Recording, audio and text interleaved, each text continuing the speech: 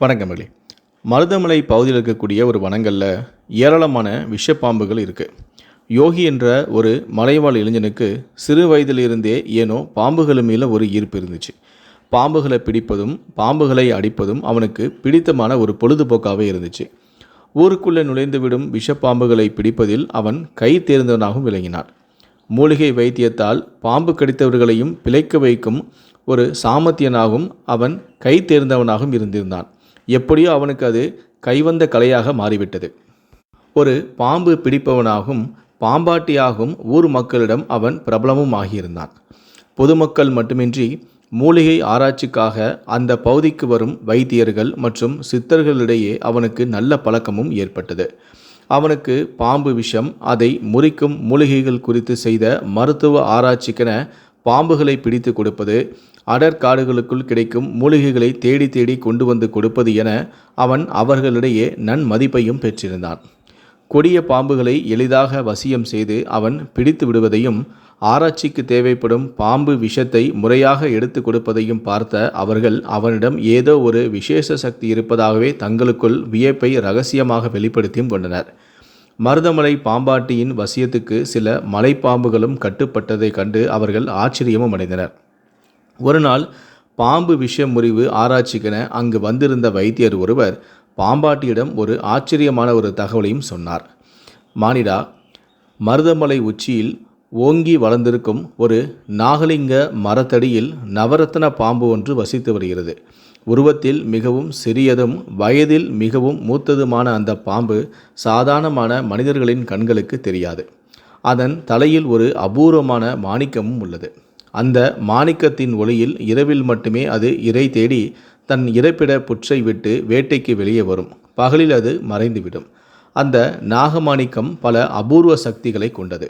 அதன் விஷமே அற்புத அருமருந்தும் கூட. அதை பத்திரமாக உயிருடன் பிடித்து என்னிடம் கொடுத்து விட்டால் நீ கேட்கும் விலையை நான் கொடுக்க தயார். பாம்பாட்டியான நீ மிகப்பெரிய செல்வந்தனாகி விடலாம் எனவும் அவர் ஆசை வார்த்தைகளை கூறினார். ஆனால் ஒரு எச்சரிக்கை, கரணம் தப்பினால் மரணம்தான். அந்த நாகம் சாதாரணமான பாம்பல்ல. பாம்புகளை தன் விளையாட்டு பொம்மைகளாகவே நினைக்கும் அவன் சிரித்து கொண்டே, அந்த மாணிக்க பாம்பை இன்று இரவே நான் பிடித்து வருகிறேன் பாருங்கள் என கூறிவிட்டு அங்கிருந்து மலை உச்சியை நோக்கி செல்ல ஆரம்பித்தான். மலை உச்சியில் அந்த நாகலிங்க மரத்தை நோக்கி நடக்கவும் தொடங்கினான். அந்த மலை உச்சியை அடைந்த பக்கத்திலேயே ஒரு புதருக்குள் பதுங்கியபடியே பாம்பு வரும் இடத்தை நோட்டமிட்டே கொண்டே இருந்தான். பாம்பாட்டியின் நடமாட்டத்தை பல ஆண்டுகளாக அந்த பகுதியில் ஊர்ந்து பழகிய பல பாம்புகளும் வழக்கம் போல பயந்து நடுங்கி புதர்களில் பதுங்கி கொண்டன. பூச்சிகளின் இரைச்சல்களும் விலங்குகளின் சத்தமும் காட்டையே அதிர வைத்து கொண்டிருந்தன. அன்று அமாவாசை என்பதால் எங்குமே இருள் அப்பி கிடந்தது. புதரில் மறைந்த பாம்பாட்டி நாகலிங்க மரத்தடியே வைத்த கண் வாங்காமல் பார்த்து கொண்டிருந்தான். அப்போது மரத்தடியிலிருந்து ஒரு சிறு வெளிச்சம் உருந்து வருவது தெரிந்தது. பாம்பாட்டி தன்னுடைய பார்வையை இன்னும் கூர்மையாக்கினான். அந்த வெளிச்சம் கொஞ்சம் கொஞ்சமாக பெரிதாகி கொண்டிருப்பதை பார்த்த பாம்பாட்டிக்கு சற்று வியப்பும் பயமும் மேலிட்டன. இப்போது அந்த மலைவனமே அதிரும்படி ஒரு உரத்த சிரிப்பொலி எழுந்து அடங்கியது. பாம்பாட்டி பயந்து ஒரு புதருக்குள் பதுங்கினான்.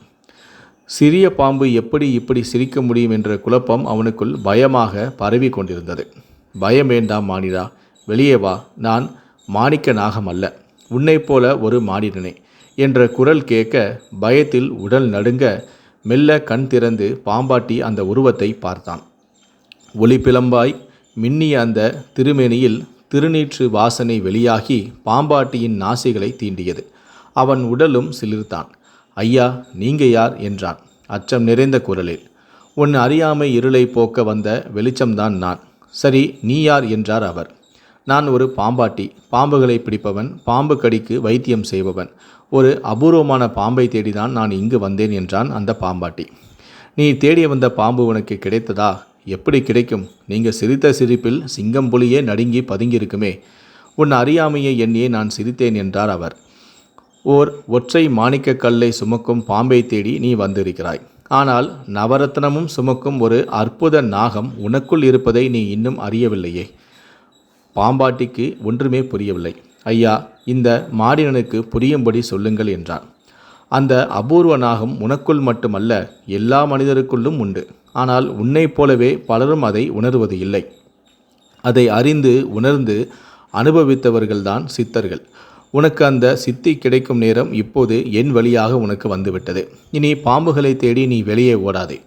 குண்டலினி என்னும் அதி அற்புத நாகத்தை பிடிக்க உனக்குள்ளேயே பயணம் செய். நான் உபதேசம் செய்கிறேன், கவனமாக கேள் என்றார். இனி நீ சாதாரணமான பாம்பாட்டி அல்ல, பாம்பாட்டி சித்தன். இது இறை கட்டளை, நீ இதை ஏற்றுக்கொள் என அவர் பேசியதை கேட்டு நெஞ்சுருகி பாம்பாட்டி நெடுஞ்சான் கிடையாக அவருடைய பாதங்களை தழுவினான். அவனுக்கு அங்கேயே ஞான உபதேசம் செய்த அவர் கடைசியாக இப்படி கூறினார்: பாம்பாட்டியே, இனி நீ பாம்பாட்டி சித்தன் என போற்றப்படுவாய். என் பெருமானின் நாகபரணத்தை அணிந்து குண்டலினி சக்தியின் மேன்மைகளை இந்த மானிட குலத்துக்கு சொல்லும் 11 சித்தர்களின் ஒன்றாக தனித்துவத்துடன் புகழ் பெறுவாய். உனக்கு உபதேசம் செய்த இந்த எளியோனின் பெயர் சட்டைமுனி என சொல்லி புன்னகை வெளிச்சம் அடங்க சட்டென மறைந்தார் அந்த சித்தரான சட்டைமுனி. அந்த சமயத்தில் அந்த காட்டுக்குள்ளே ஒரு மன்னர் தன்னுடைய ஆட்களுடன் வேட்டையாட வந்தார். ஆனால் எதிர்பார்த்த விதமாக அந்த காட்டுக்குள்ளேயே மன்னர் எதிர்பார்த்த விதமாக இறந்து போயிட்டார். இதனால் அதிர்ச்சி அடைந்த அவருடன் வந்த வேலையாட்கள் இப்போ என்ன செய்கிறது, மன்னரும் இறந்து போயிட்டார், இந்த காடும் பயங்கரமாக இருட்டாக இருக்குது, நம்ம இன்றைக்கி நைட்டு உயிர் பழைப்பமாகவே நமக்கு தெரியலை, அதனால் மன்னரை காலையில் எடுத்துக்கலாம் அப்படின்னு சொல்லிட்டு மன்னரை காட்டுக்குள்ளே விட்டுட்டு அவங்க எல்லாருமே காட்டை விட்டு வெளியே போயிட்டாங்க. வெளியே போய் ஊர் மக்கள்கிட்ட நடந்த விஷயத்த சொல்லியிருக்காங்க. இந்த மாதிரி காட்டில் மன்னர் இறந்துட்டார், அவருடைய உடல் காட்டில் தான் இருக்குது அப்படிங்கிற விஷயத்தையும் சொல்லியிருக்காங்க. இதனால் நாங்கள் உதவுறோம் அப்படின்னு சொல்லி மக்கள் எல்லாருமே மன்னருடைய உடலை எடுக்கிறதுக்காக காட்டுக்குள்ளே வந்தாங்க. ஆனால் அங்கிருந்த வேலையாட்கள் வேண்டாம் இப்போ எதுவும் வேண்டாம், காடு ரொம்ப இருட்டாக இருக்குது, அதனால் நம்மளை ஏதாவது ஒரு மிருகமோ இல்லை விஷப்பூச்சியோ தாக்கிறதுக்கு வாய்ப்பு இருக்குது, அதனால் நம்ம காலையில் போய் நம்ம மன்னருடைய உடலை எடுத்துகிட்டு வந்துடலாம் அப்படின்னு சொல்லிட்டு அந்த காட்டுடைய முனையிலே எல்லாருமே காத்துக்கிட்டு இருக்காங்க, எப்படா விடியும் அப்படின்னு சொல்லிட்டு. இந்த செய்தியை கேள்விப்பட்ட அரசியும் பெரும் சோகத்தில் மன்னருடைய உடலை எப்படியாவது மீட்டெடுக்கணும் அப்படின்னு சொல்லி அவங்களும் காட்டுக்கு வந்துட்டாங்க. எப்படா விடியும், நம்ம காட்டுக்குள்ளே போய் அந்த உடலை எடுத்துகிட்டு வரலாம் அப்படின்னு சொல்லி எல்லாருமே காட்டுக்கு வெளியே காத்துட்டு இருந்திருக்காங்க. அந்த சமயத்தில் தான் இந்த சித்தர் அந்த பாம்பாட்டி சித்தர் நடந்து வந்துக்கிட்டு இருக்கார். காட்டுக்கு வெளியே நடந்துட்டு வரும்போது அவர் மன்னனுடைய உடலை பார்க்குறாரு. இப்போ தான் நமக்கு சாட்டைமுனி நமக்கு ஒரு சக்தியை கொடுத்தாரு, நம்ம நம்ம இந்த விஷயத்தை நிறைய பரப்பணும் அப்படிங்கிற மாதிரி சொன்னார். எல்லார் மனிதருக்குள்ளேயும் ஒரு பாம்பு இருக்குது, அதை வெளிக்கொண்டு வரணும் அப்படின்னு சொன்னார். நாம் சொன்னால் யாரும் கேட்க மாட்டாங்க, அதுவே ஒரு மன்னர் சொன்னால் எல்லாருமே கேட்பாங்க, அதனால் நம்ம மன்னருடைய உடலுக்குள்ளே போயிட்டு நம்ம இந்த விஷயத்தை பரப்புவோம் அப்படிங்கிற மாதிரி ஒரு முடிவுக்கு தன்னுடைய உடலை விட்டு வெளியே தன்னுடைய உடலை ஒரு பத்திரமா ஒரு இடத்துல மறைச்சி வைக்கிறாரு. அவர் மன்னருடைய உடலுக்குள்ளே போயிடுறாரு. போயிட்டு காட்டுக்குள்ளேருந்து மன்னராகவே எழுந்து நடந்து வந்துக்கிட்டு இருக்காரு. காலையில் விடிஞ்சிருச்சு, நம்ம எல்லாரும் காட்டுக்குள்ளே போகணும் அப்படின்னு சொல்லி எல்லாருமே எதிர்பார்த்துட்டு இருந்த நேரத்தில் மன்னரே நடந்து வர்றதை பார்த்துட்டு எல்லாருமே ஆச்சரியப்பட்டாங்க. அதுக்கப்புறம் மன்னர் தன்னுடைய அரண்மனைக்கு போயிட்டார். அங்கே அவர் செய்யக்கூடிய ஒவ்வொரு விஷயமும் அரசிக்கு சந்தேகத்தை ஏற்படுத்திகிட்டே இருந்துச்சு. இவர் நடந்துக்கிற விதமே ஒரு மன்னர் மாதிரி இல்லை, ஒரு சித்தர் மாதிரி நடந்துக்கிறாரு அப்படின்னு சொல்லி அவங்களுக்குள்ள சந்தேகம் ஏற்பட்டு இருந்துச்சு. அந்த சமயத்தில் தான் அந்த அரண்மனையில் வேலை செய்த ஒரு நபரை ஒரு பாம்பு கடிச்சிருச்சு. அந்த பாம்பை எல்லாருமே கொல்றதுக்காக துரத்திட்டே போகிறாங்க. அந்த பாம்பை யாராலையுமே கொல்ல முடியல. அப்போ அங்கே போன இந்த பாம்பாட்டி சித்தர் என்ன பண்ணார்னா, யாரும் அந்த பாம்பை அடிக்காதீங்க அப்படின்னு சொல்லிட்டு அந்த பாம்பை லாபகமாக பிடிச்சு காட்டுக்குள்ளே விட்டுட்டார். அது மட்டும் இல்லை, அந்த பாம்பு கடித்த அந்த நபரையும் தன்னுடைய வைத்தியத்தின் மூலமாக அவரை காப்பாற்றிட்டார். அதுக்கப்புறமா தான் லைட்டாக சந்தேகம் இந்த அரசிக்கு இது கண்டிப்பாக நம்முடைய கணவனே இல்லை அப்படிங்கிறத உறுதிப்படுத்திட்டாங்க. அதுக்கப்புறம் பாம்பாட்டி சித்தரை அழைச்சிக்கிட்டு போய் என்ன நடந்துச்சு, நீங்கள் யார், எப்படி நீங்கள் இந்த மாதிரி என்னுடைய கணவன் மாதிரி நீங்கள் இருக்கிறீங்களே, நீங்கள் யார் அப்படின்னு சொல்லி கேட்டிருக்காங்க. அப்போ தான் சரி விஷயம் தெரிஞ்சு போச்சு, இனிமேல் நம்ம மன்னருடைய உடம்புல இருக்கிறது சரியில்லை அப்படின்னு சொல்லிட்டு நடந்த விஷயத்தை எல்லாமே பாம்பாட்டி சித்தர் அரசிக்கிட்ட சொல்கிறாங்க. இந்த மாதிரி நான் காட்டுக்குள்ளே வந்தேன், மன்னருடைய உடல் இருந்துச்சு, நான் இந்த விஷயத்தை பரப்புறதுக்காக மன்னராக சொன்னால் எல்லோரும் கேட்பாங்க அப்படின்னு சொல்லி தான் நான் மன்னருடைய உடம்புக்குள்ளே வந்தேன். ஆனால் நீங்கள் கண்டுபிடிச்சிட்டிங்க, இதுக்கப்புறம் நான் இந்த உடம்புல இருக்கிறது முறையில்லை அப்படின்னு சொல்லிட்டு நான் திரும்ப பழையபடி என்னுடைய உடலுக்கே போகிறேன் அப்படின்னு சொல்லிட்டு மன்னருடைய உடலிருந்து வெளியேறிட்டார். அந்த சமயத்தில் மன்னர் மயங்கி கீழே விழுந்துட்டார். அப்புறம் மன்னரை பரிசோதனை செய்யும் போது மன்னர் இறந்துட்டாங்க அப்படிங்கிறது தெரிந்ததுக்கப்புறம் அரசி மன்னருக்கு செய்ய வேண்டிய ஈமச்சடங்குகள் எல்லாம் சரியாக செஞ்சுட்டாங்க. மன்னருடைய உடம்புலேருந்து வெளியேறின சித்தர் காட்டுக்குள்ளே மறைத்து வைத்திருந்த தன்னுடைய உடலுக்குள்ளே போயிட்டார். அதுக்கப்புறம் அவர் வந்து சித்தராகவே வந்து மாறி இந்த மாதிரி நல்ல நல்ல விஷயங்கள் எல்லாமே வந்து ஊர் மக்கள்கிட்ட பரப்ப ஆரம்பித்தார். ஊர் மக்கள் யாராவது பாம்பு கடிச்சா போய் உதவுறதும் சரி, அதுக்கப்புறம் உதவும் போதே இந்த விஷயத்தை வந்து பரப்பவும் ஆரம்பித்தார். இப்படியே வந்து தனக்கு கிடைத்த அந்த ஞான சக்தியை வந்து எல்லாத்துக்குமே வந்து தெரியப்படுத்தினார். இப்படி தான் வந்து சித்தர் வந்து உருவானார். பாம்பாட்டி சித்தர் வந்து பாம்பாட்டியாக இருந்த ஒரு மனிதன் எப்படி பாம்பாட்டி சித்தராக மாறினார் அப்படிங்கிற ஒரு கதை வந்து சோஷியல் மீடியாவில் வந்து வைரலாக பகிரப்பட்டு வருது.